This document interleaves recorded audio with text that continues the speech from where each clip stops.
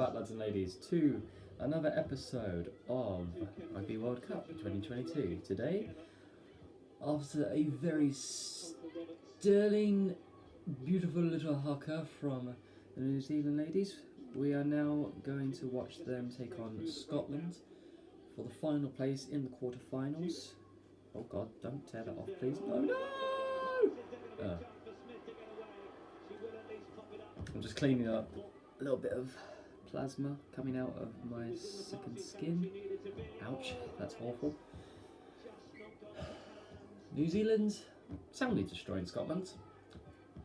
I'm kind of hoping Scotland would have like one last bit of heart, you know, to kind of show some determination. They are trying, but New Zealand's Black Ferns are just really over the top good.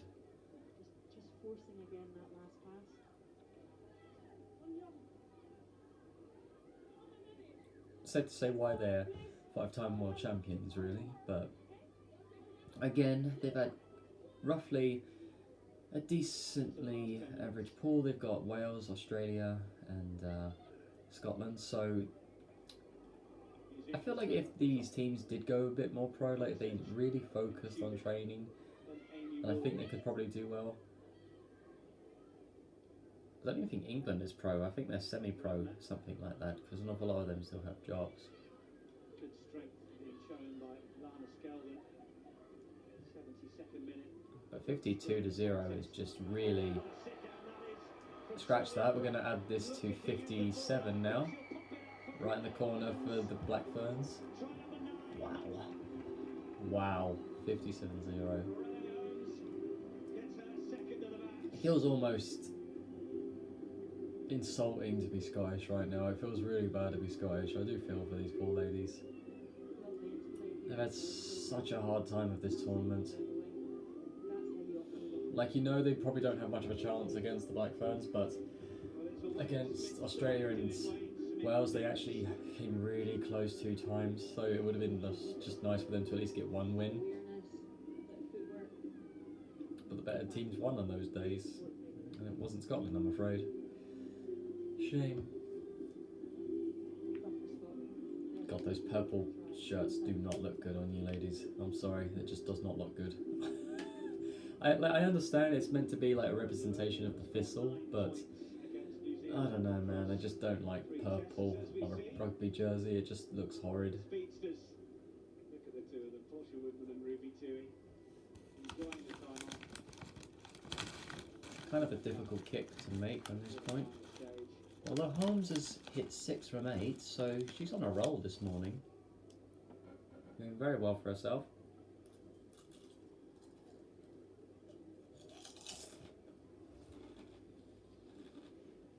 Forgive me for eating. I haven't had anything for breakfast this morning, so.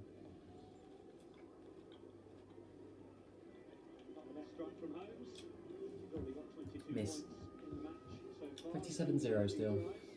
We have 7 minutes left to go. At least like to see Scotland try and push for one try. At least one try. Come on.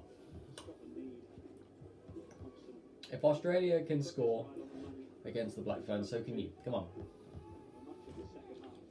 Although no doubt that they've been working on their defense. Like, look, they are so spread out.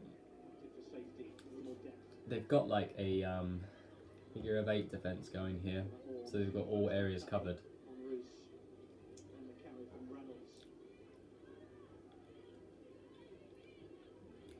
Where New Zealand are weakest are in the rolling mauls and scrums, so they should really focus those if they have the opportunity. Win lineouts, get them in the mauls and get them being pushed, you know. Scotland looking to compete through McMillan. It's a good counter drive as well, but going off her feet in the process. Scotland went off their feet. Accuracy. They're going to try and run through to the wing now. Never mind, someone's being selfish and just running with the ball, trying to get the extra metres. Throw to the wing was way too early there. There's no way they're going to get around the defence for Scotland. They're going to try pushing down the centre now. Big carries from the forwards. Big carries. Doesn't matter. Holding on to the ball, Scotland's ball. Now this is where you go for the line out and test their mauls. A bit late in this game, but you know. They also got a yellow as well earlier on. So it's 14 Kiwi women against 15 Scottish women. No excuses still. Blackburns are just amazing. Many of the players, including Emma Wassel, who's not Pauline, is over. Quite the character, Pauline Wassel, my old affairs. She's reminding of a tablet. Never hold on. You have to stretch your hands out. You can't play the ball when you're on the floor either. You just have to hold it there. I've seen guys that have thrown it up, but that's when they're falling. It's okay when you're falling and you push it up. But if you're on the floor and you've already got it in that position, you can't just then flick it off. You've got to hold it in that position when you're there, basically.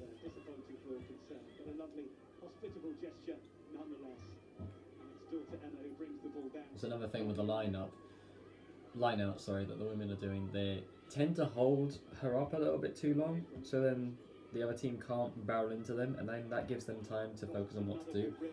You can't hold them up like that. You have to come straight back down. Like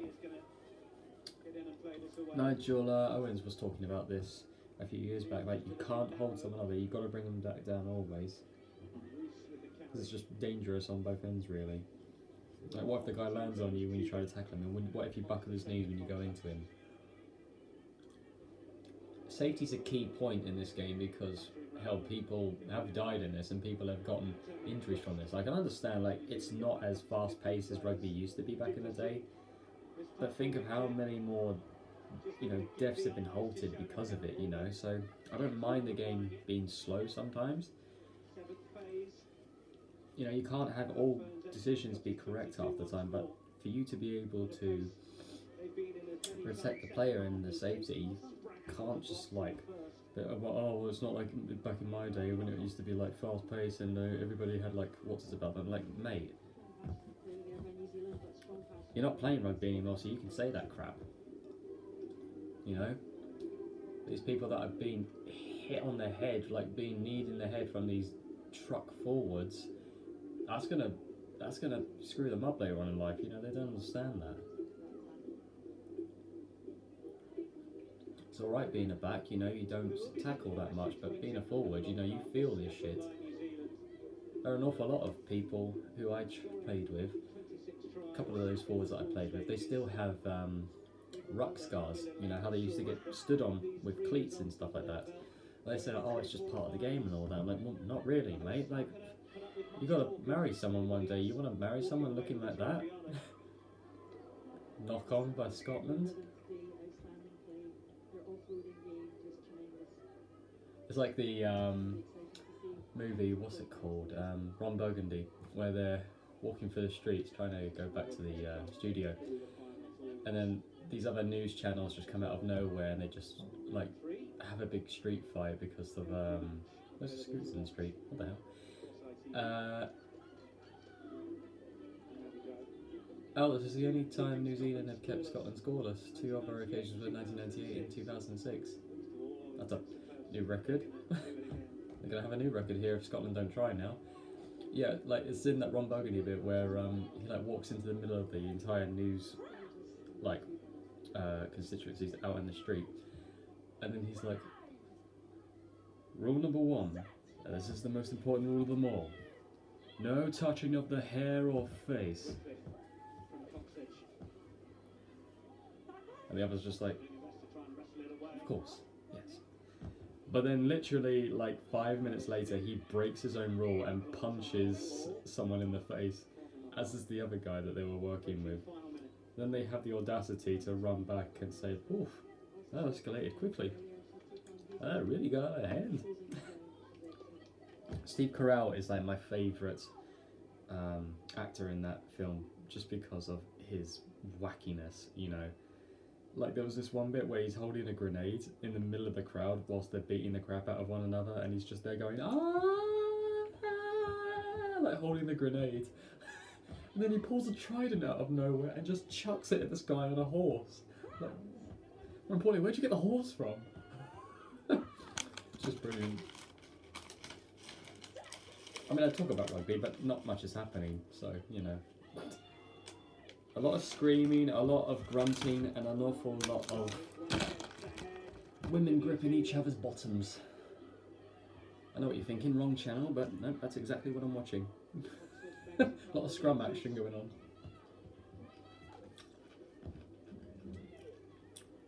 Scotland defending with all their might again. Is that ball playable? There it is. Back it And comes. people say, what's the difference? Men do it. You saying that ain't gay? I ain't saying it ain't gay. It's only gay if you look each other in the eyes. Oh, Scotland might have a chance here. They've got the ball now. Oh, keep running. Don't stop. Don't stop. Oh, that might have been a high tackle from New Zealand.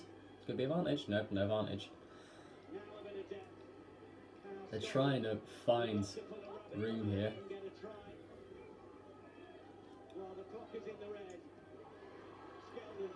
Not looking good so far.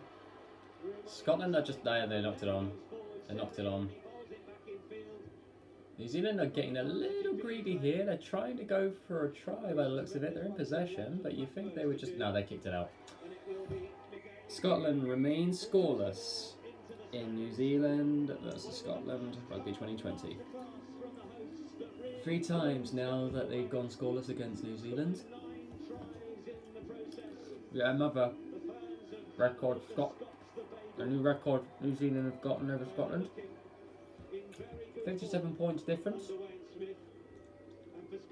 The only way England can catch up with New Zealand in points difference is if we can completely muller South Africa, which I think we will do pretty soundly. But you never know. South Africa could have some drive, but we'll have to wait for that for tomorrow. Right now, we got Fiji versus France. Now that's going to be interesting. I would like to see how well France's defence holds up against Fiji's heart and courage and determination. So, with that, lads and ladies, I will see you in a couple of minutes' time for the next episode. So, take care, my friends, and I'll see you then. Bye, guys.